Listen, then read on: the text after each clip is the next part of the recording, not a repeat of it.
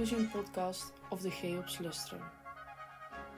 I am Annemieke van Harten from the Symposium Committee and this is ReWired. Today we are talking with Nadia van de Boogaard of the company Wijnen, and we are talking about renovation projects in relation to sustainability. Well, welcome everybody by the CHEOPS podcast. I'm Annemieke and today I'm here with Nadia van de Boogaard. Maybe you can introduce yourself a bit more, what you're doing and from which company you are working. Of course, I'm Nadia van de Boogaard and I'm working at Wijnen. I started at Wijnen as a trainee.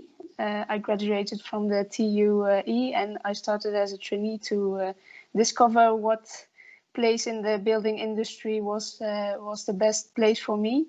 And now I'm working at the innovation department of Van Wijnen Zuid. And my focus is mainly on renovation projects. Okay.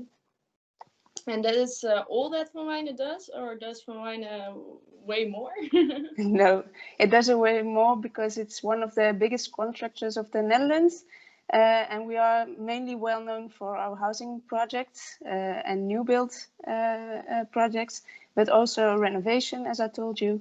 But we are also operating in the utility buildings like hospitals, and you may know us from the Atlas building on the TU that we transformed and renovate. And maybe also from the Bunkertoren that we are now constructing and it's now happening. Yeah, really nice projects. Yeah, and we also call ourselves a meer dan bouwen, so doing a lot more than just building, because we invest a lot of our knowledge, expertise and capital in research and development in fields like the circular economy, industrialization and sustainability. Nice. So you already started about a lot of projects where you are actually renovating and where innovation is included. Can you tell a little bit more about that? Yeah, I have one project that we started a year ago, and I want to talk a bit more about that innovation project. And it's mainly on the renovation and the sustainability goals that our government is setting. Because it has ambitious goals towards 2030, as you may know, following the Paris Agreement and regarding the CO2 emissions. And the building industry plays an important role to fulfill these goals.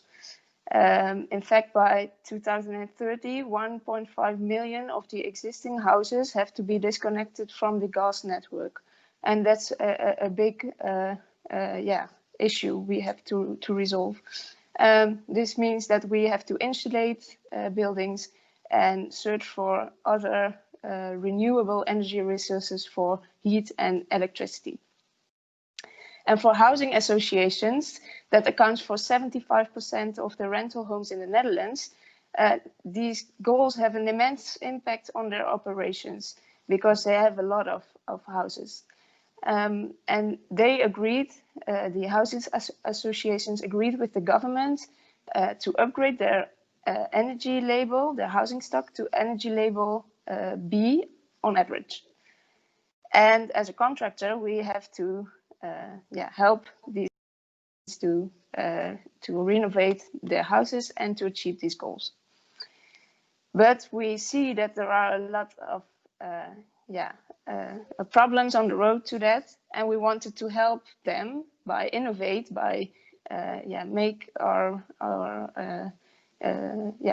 make things better. Develop solutions to achieve the goals. So to develop these solutions, we wanted to ask our clients to discover what the challenges are by interviewing them. So first, see what is playing by our clients, and try. Can I ask a question? The clients, is this in this case the housing association or the people that are living in the houses? No, the housing associations. Okay. Yeah. So we interviewed the housing associations to see what are the problems that occur during renovation process. And by conducting these interviews, we developed 6 solutions to start, because there are a lot more options. But we have 6 solutions regarding costs, tenant satisfaction. So that's the people living in the houses, the housing quality, and sustainability. And there are both technical solutions, but also more the soft side of renovation. So the solutions you can think of standardization of the renovation process, a modular bathroom, tenant assistance. We developed a concept to divide houses, but I can tell you a lot more during the rest of the interview. How did this interview and interactive process take place? Did you just go through the associations, or was it kind of like a night where everybody was coming together? Or how did you organize that? Well, it was before COVID, so luckily we were able to go to associations in the beginning of this year, and then when COVID came across, we 1 or 2 interviews via Teams. Yeah, but we went one-on-one with the housing associations. Yeah. Okay. And you already talked a lot about sustainability. Are you also focusing on the concept of circularity? Yeah, we sure are.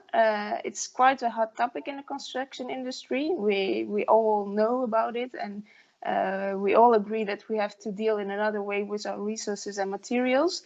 But real solutions are still missing. There are lots of steps to take to achieve a circular economy. But we are taking a lot of these small steps.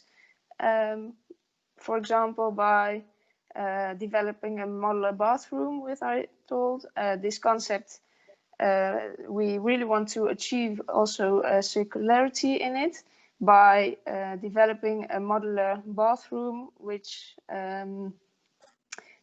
without waste. So we use modular panels that can be reused or recycled. So we also want to look how these panels are connecting with each other, so that it can be replaced, reused. And a nice side effect of this, by conducting the renovation in a modular way, is that you are a lot faster, and it reduces the nuisance for the tenants. Yes. So you, with circularity, you are also focusing on how the way you connect, so you can really easily dismount it, but you are also focusing on how to reuse some parts and otherwise recycle it. So it also has something to do with the materials, right, that you use for this system. Yeah, for sure. And on a larger scale, in Van Wijnen, we are introducing material passports in all our projects. Because we believe that if we know which materials are entering the building during the construction, it will make it a lot easier over decades to dismantle this building and to know which materials are in it and how to reuse them. And what can you explain a bit more what a material passport is? A material passport is a document, and it still can be in different ways. You can integrate it in your BIM model, but in fact it's just a place where you list which materials you used during your construction, the amount of it, and the level of information is needed is still a discussion point in the industry. Because what do we have to know in a few decades, and what's not interesting? So not to put too much effort for things we won't use in the future. And what is the advantage? Is it that you know where your materials are, that you can find it if a building is demolished? Is that the point? Yeah, so in 30, 50 years, when you think, oh, this building has to be demolished because the function is not good anymore, and we have, we are demolishing it, and we can on forehand see, oh, these materials are in the building, and these materials could be used for another project we are working on. Yeah, and you mainly keep track on these materials in your BIM model, for example. Yeah. Okay. So there you see again that BIM is also really important, also in this case of circularity. Yeah, for sure. Yeah. Digitalization of the construction process is really important to achieve the circular economy. I agree to that. You also do some research, right, to the industrialization of the building process. I'm quite skipping a part, but I think it's quite an interesting topic to start talking now about. Yeah. Industrialization is one of the main focus parts of Van Wijnen, because we see that in the construction industry, a lot of products are made on the construction site, and that's quite time consuming. It also takes a lot of labor and therefore workers, and these workers and the availability of these workers is decreasing. And to respond to this tendency, we want to replace the labor on the construction site by industrialization. So we prefabricate elements, components in a factory under the perfect conditions. So you don't have the weather, rain, etc. So we can increase our quality of our building products. And these components are after that put together on the construction site. So it fastens the construction time, it increases the quality, and it lessens nuisance for residents or the people that living nearby. And that was also one of the main idea by developing the prefab facade insulation product. That's also one of the solutions we developed after the interviews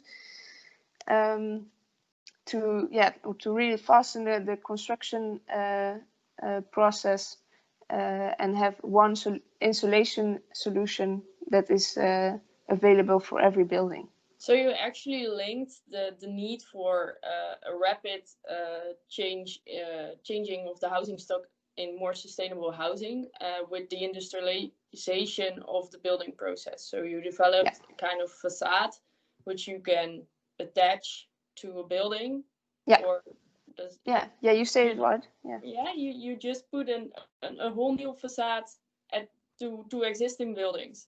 Can you explain a little bit more about that? Because that's quite interesting, actually. Yeah, because what we see a lot is in existing buildings, we are filling now I have to use a Dutch word, the spouw. I don't know if you... Cavity. Yeah, we fill it to insulate the houses, but we also see that some buildings are not constructed with such a cavity. So what do you do to insulate these kind of houses? You can insulate from inside, but you are then you lost a lot of space. So we want to insulate the outside of the house, and there are some ways to do that by placing a whole new facade and then there's not an option to do that in a fast and quick way. So we think that if we do this with a prefab element and just like a puzzle build it up, it would really be faster and easier to insulate the buildings.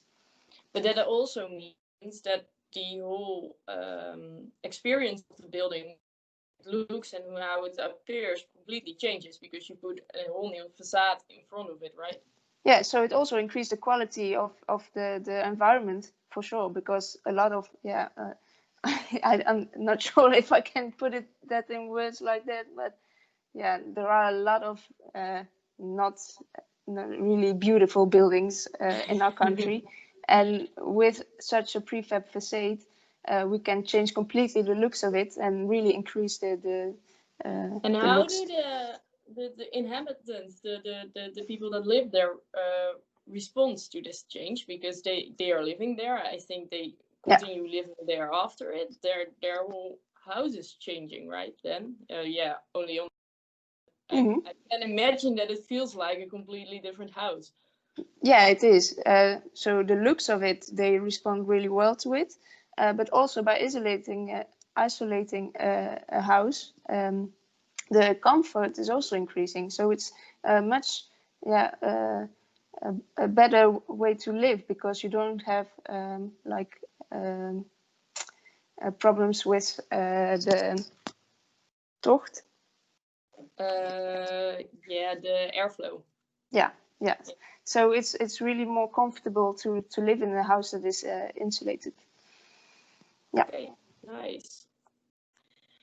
Then you also talked about the fact that you are doing quite a lot with data.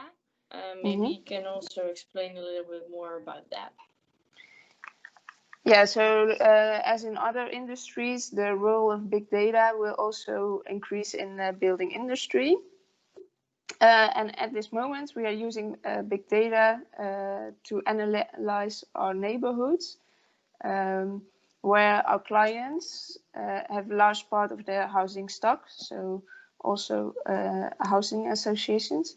And we developed a tool in which data is shown from the type of person that living in the area or the quality of the house they live in. And with this information, we are able to develop better housing plans for our customers. So we advise which type of housing is most suitable to the area,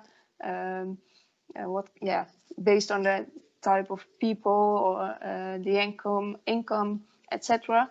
How to develop these neighborhoods for a better future. Yeah, so you use this tool to actually start planning where to build in the city, for example. Yeah. And for who? Yeah, for whom? What type of buildings? For example, and does it need? Yeah. And how do you generate the data for this tool? How do you do interviews? Do you? So we put available open source data from CBS, for example. A lot of data is open source and you can use it. But also our own data from our service orders. So like there is a door that's broken and we are coming to fix it. Like these type of data we are also integrating in the model. Because what you're now saying is that you also fix things that are broken by the houses. Are you also maintaining the houses then? Yeah, we have also a maintaining department.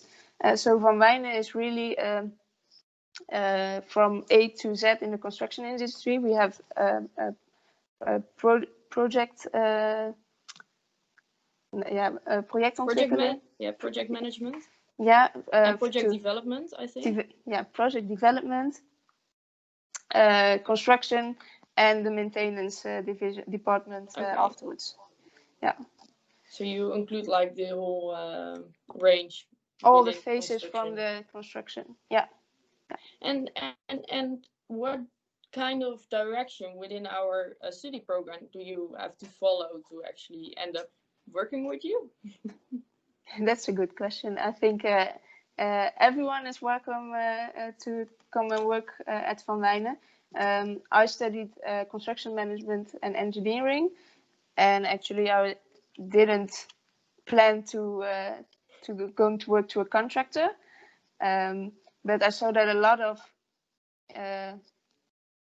things that are happening, like circular economy, industrialization, were quite embedded in the company, and that's why I was interested to see from how does that work in the construction industry. So even if you don't have a real construction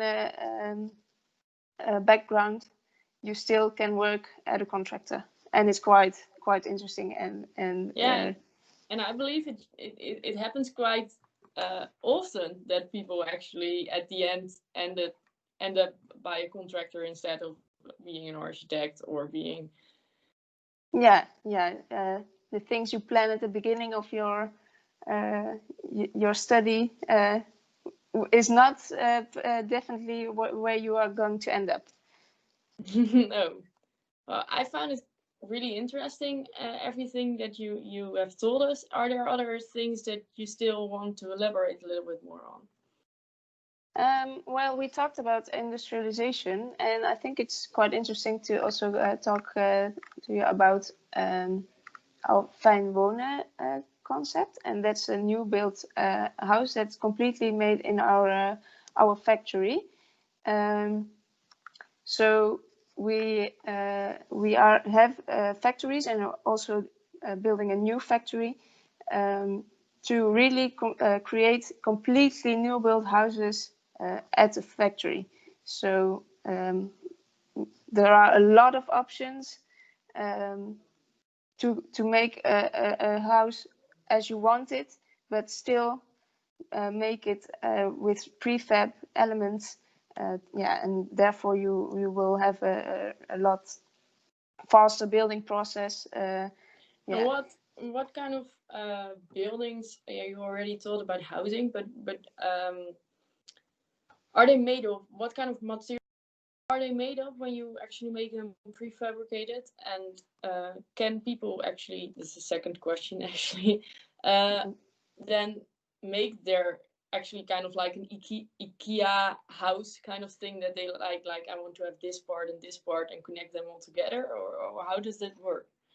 So the main component for our Fangboner houses is concrete, and concrete is how it's made now. It's a lot of CO2 emissions, but we are planning to do that with 0% of CO2 emissions. So it will be completely CO2 neutral concrete. And the question if it's like an IKEA house, it is. There are a lot of options, and you can put it together. And with this concept, we have really a file to factory delivery. So you plan on our website which house you want, and then it's straight to the factory, and within a few weeks you have your new house built. It always almost make architects doesn't have a job anymore. No, but architects will still be needed.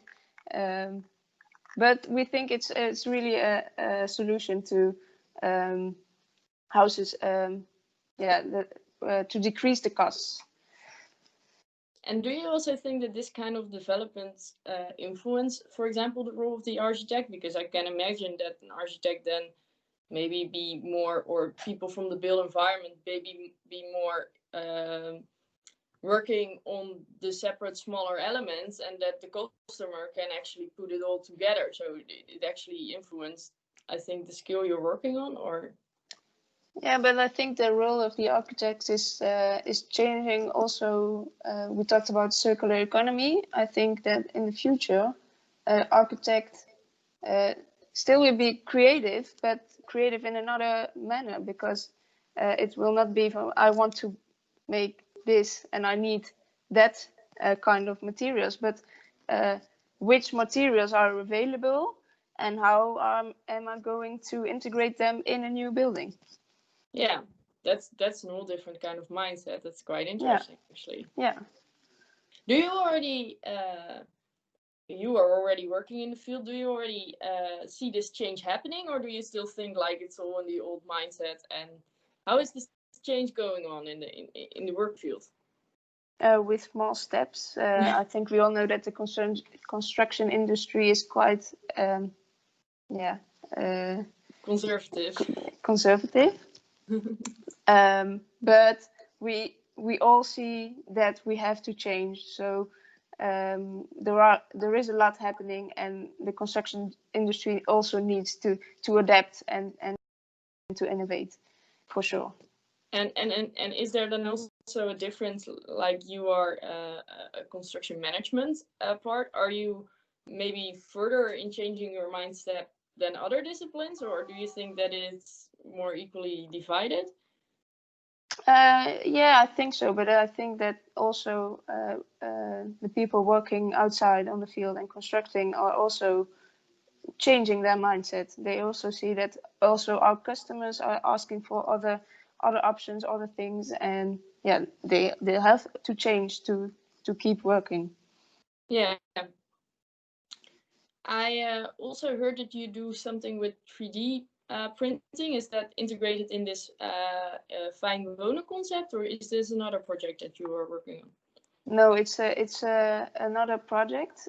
We did it in with the TUE, and it was really to learn from also industrialization. How can we integrate robots and 3D printing in our construction process?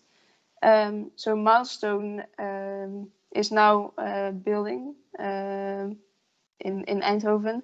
They are making the concrete parts with a 3D printer. Yeah. Okay. And this process, how did this process develop? Because I can imagine it's an innovative technology, that there were some problems occurring when you actually want to make a whole house out of it. Yeah, it's quite a challenging process, but we work together with the TUE, researchers from the TUE, and concrete developer. Yeah, and how it really worked in the beginning, I was not implicated in that, but yeah, it was.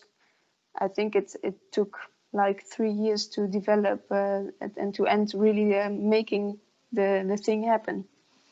Yeah, it's interesting that you, as a company, also take part of this kind of research. It shows actually that you are really searching for new technologies and are open-minded to development, I think.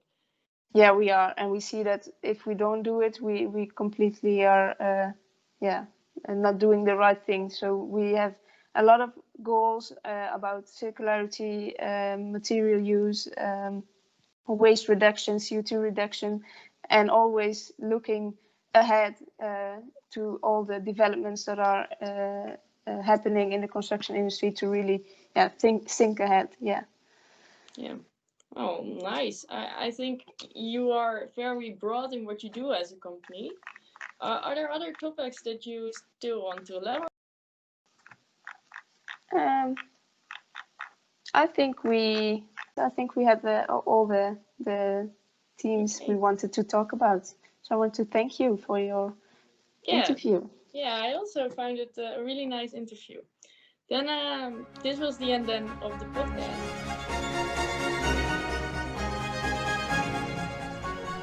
Thank you, Nadia, for recording this podcast with us. And to the audience, thank you for listening. Tomorrow, we will be talking to architect Hugh Broughton about building during extreme circumstances, like Antarctica. For listeners who missed previous uploads, last podcast we talked to Lindsay McCunn about sense of place. This is available on our channel, on Spotify, YouTube and Soundcloud.